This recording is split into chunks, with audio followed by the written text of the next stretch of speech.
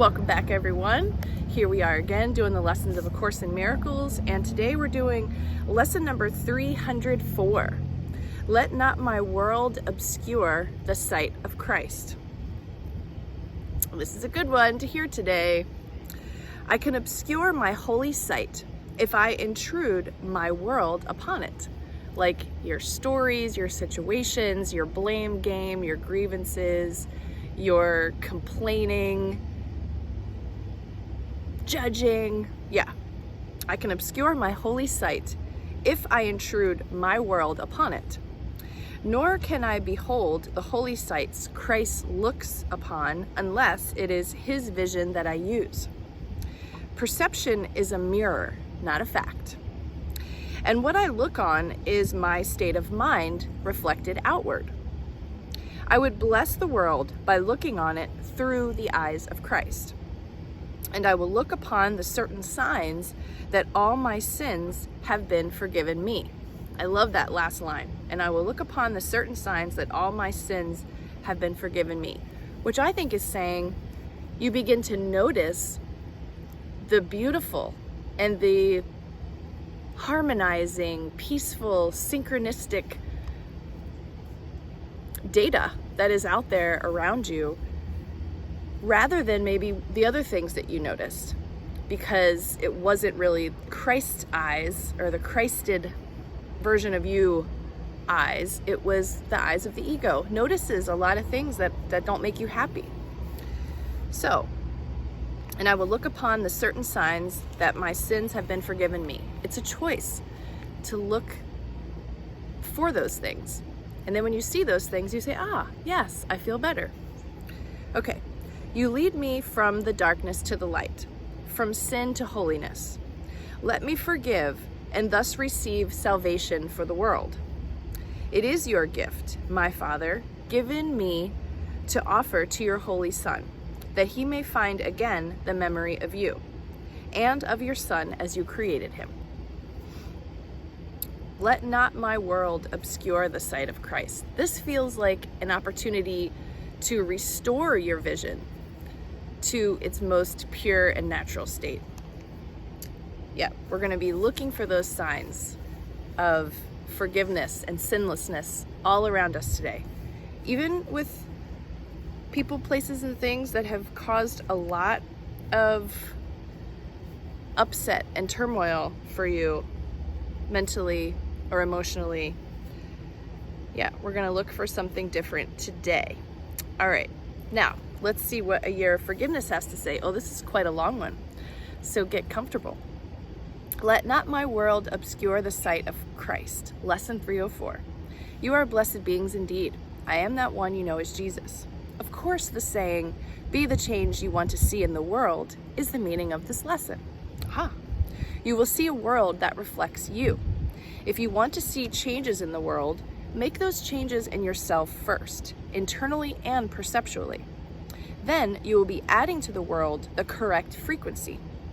These days, when there are many, many demonstrations going on, there is a feeling of confrontation or attack happening.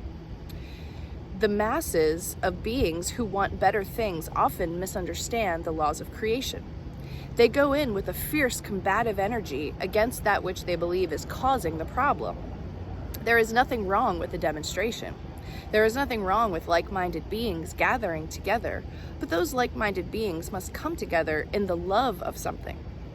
The environmental demonstrations you are seeing, for example, are often working to counter the result those beings seek to accomplish because they believe something outside of them is causing the problem. When you step back and view the world from a more elevated position, you can see that the collective accumulation of individual consumption is causing the problem.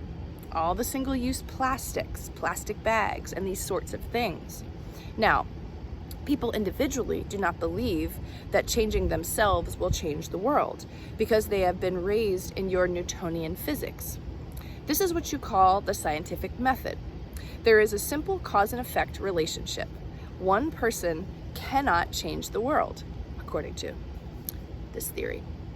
What this teaching brings forth is the idea that one person can indeed change the world, your world, because you are the creator of your world and you are experiencing your world, and you will attract to you things of a like frequency.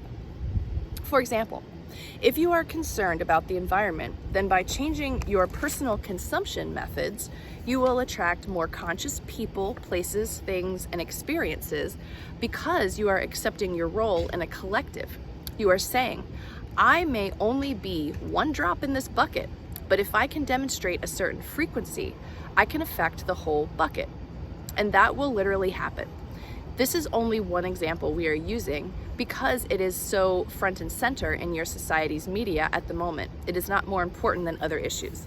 So back in 2019, around this time, there must have been something going on. But it applies today. There's a lot of righteous stances people are taking for or against things. It's about to be election season. It's October of 2022, so there's going to be a lot more people standing outside with signs and advocating for something or speaking out against something else. So I'm sure this lesson can apply to that. Continue being passionate about what you want, but do not get caught up in fighting against what you don't want. You add your energy to that system when you fight against it, because you are in a combative them versus us mode. You are not in an expansive, comprehensive understanding of how creation works, and that will change your frequency considerably. In this being's A Course in Miracles studies, referring to Tina, before she was a channel, many of us helped her focus her mind and her work on the forgiveness practices. There were some deep forgiveness issues this being needed to work on. And because she dedicated herself to her forgiveness practice, putting aside some of the otherworldly concerns that other people tend to focus on, her practice became a huge part of her day. Therefore, the result achieved a magnificent velocity that some of you would do well to emulate. Okay, so let me just go back and read that again, because we are inspired by Tina. She had some deep forgiveness issues that she needed to work on. And because she dedicated herself to her forgiveness practice, putting aside some of the otherworldly concerns that other people tended to focus on, and that could be a myriad of things, but you're like making a choice. I'm going to replace the time that I spend on doing these things with my forgiveness practice. Her practice became a huge part of her day. Therefore, the result achieved a magnificent velocity that some of us would do well to emulate. All right, thank you, Tina, for that example. Some of you may look at this being and think, oh my goodness, what a tremendous experience she is having. How lucky she is. The truth is that she was in so much pain from the distortions in her mind that doing A Course in Miracles and the consequent forgiveness practice brought her such a contrast in the feeling of peace that everything else began to fade in significance. Her practice of attaining and maintaining peace became the be-all, end-all of her experience, of her existence. When she was in that phase, there was a part of her mind that was concerned that was all her life would ever be, and that she would live alone reading this big blue book. I have had that thought. She was happy with the peace of mind, but she was concerned about the state of the rest of her experience in the sense that she did not live in a way she felt was in alignment with her desires. Now, fast forward 10 years, that has completely changed. This being is living the life of her dreams, but that was not her ambition in doing the forgiveness practice. And this is something we want you to understand here. Her goal was peace, and in attainment of that peace, she connected to true guidance. And in surrendering her normal boundaries, she allowed us to come into her consciousness fully and completely, upgrading her further.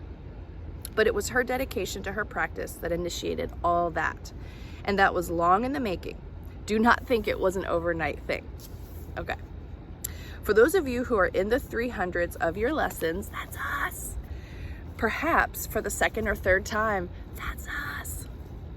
We ask you to rededicate yourself to your forgiveness practice, understanding that the world you see and the world you react to is in your mind. It is only in your mind. And when you change your mind, the world will respond. It is the miracle manifesting. I am that one you know as Jesus, and we will speak to you again tomorrow. Whew, okay, man, we've gone long today. I'm gonna cut it off before 10 minutes. Lots of love to you all. Have a fantastic day. Enjoy this lesson. Get on that forgiveness practice, everybody. Mwah. See you tomorrow.